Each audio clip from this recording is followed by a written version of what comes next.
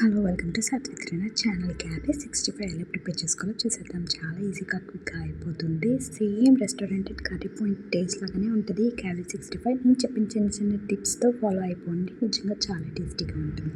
ముందుగా క్యాబేజ్ని చిన్న చిన్న పీసెస్గా కట్ చేసేసుకొని పక్కన పెట్టేసుకోవాలి. ఒక బౌల్లో కట్ చేసి చాప్ చేసుకున్న క్యాబేజ్ పీసెస్ని యాడ్ చేసుకొని అందులోనే ఉప్పు, కారం, కార్న్ఫ్లోర్, శనగపిండి, అల్లం వెల్లుల్లి పేస్ట్, ధనియాల పొడి, గరం మసాలా యాడ్ చేసుకొని కొంచెం లైట్గా వాటర్ యాడ్ చేసుకొని మంచిగా మిక్స్ చేసుకోవాలి. మొత్తం అంతా మంచిగా మిక్స్ చేసుకున్న తర్వాత ఇప్పుడు స్టవ్ ఆన్ చేసుకొని ఒక కళాయి పెట్టుకొని ఆయిల్ మంచిగా హీట్ చేసుకోవాలి. ఆయిల్ మంచిగా హీట్ ఎక్కిన తర్వాత కొంచెంగా తీసుకొని యాడ్ చేసుకోవాలి. మంచిగా హీట్ ఎక్కిన ఆయిల్లో కొంచెంగా క్యాబేజ్ 65ని యాడ్ చేసుకొని మంచిగా రెండు పక్కల మంచిగా వేగిన తర్వాత టిష్యూ పేపర్ ఉన్న ప్లేట్లో యాడ్ చేసుకొని సర్వింగ్ ప్లేట్లోకి తీసుకొని సర్వ్ చేసుకుంటే యమ్మీ అండ్ టేస్టీ క్యాబేజ్ 65 అయితే రెడీ అయిపోయింది. రసంలోకైనా పప్పులోకైనా సైడ్ డిష్గా అదిరిపోయింది క్యాబేజ్ 65 టేస్ట్ అయితే.